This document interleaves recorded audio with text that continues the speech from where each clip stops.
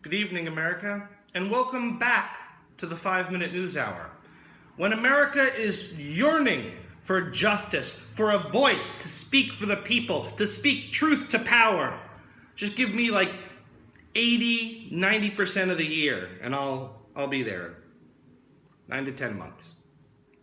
Our top story today: Dallas Cowboys owner Jerry Jones told players this week that any athlete deemed disrespecting the flag would be deactivated by the team and not play.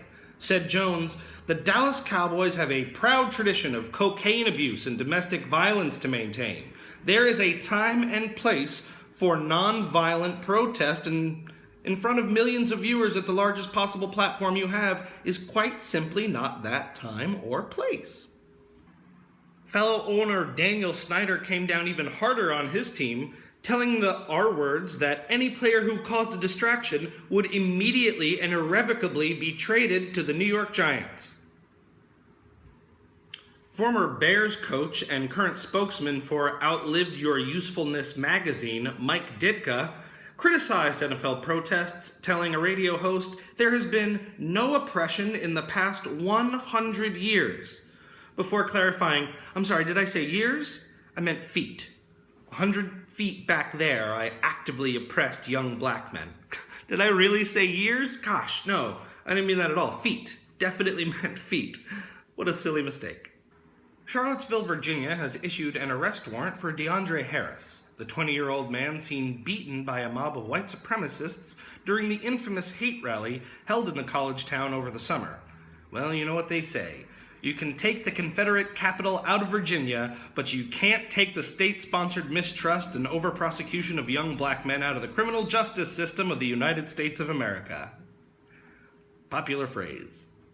The Italian Supreme Court, or as Italians refer to it, the Supreme Court, ruled this week that the normally prescribed life sentence imposed on a parent for murdering their child should be less if the child is adopted. This actually comes from an old Roman precedent of murdering people without much consequence. The fallout continues from the revelation that Hollywood power player and major Democratic donor Harvey Weinstein was a sexual predator who used his job and position to insulate himself from prosecution and repercussion and ensure opportunities to commit further crimes.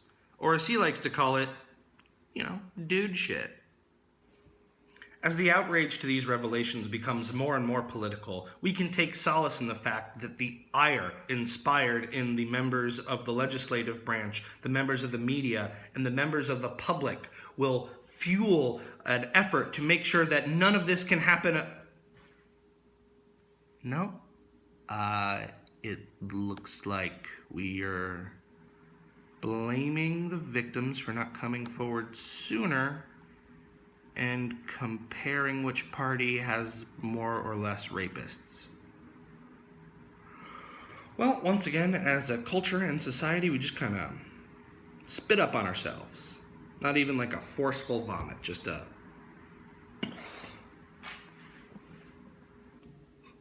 And then some lighter news. Puerto Rico is still fucked! Global warming will kill us all if we don't nuke them to the punch!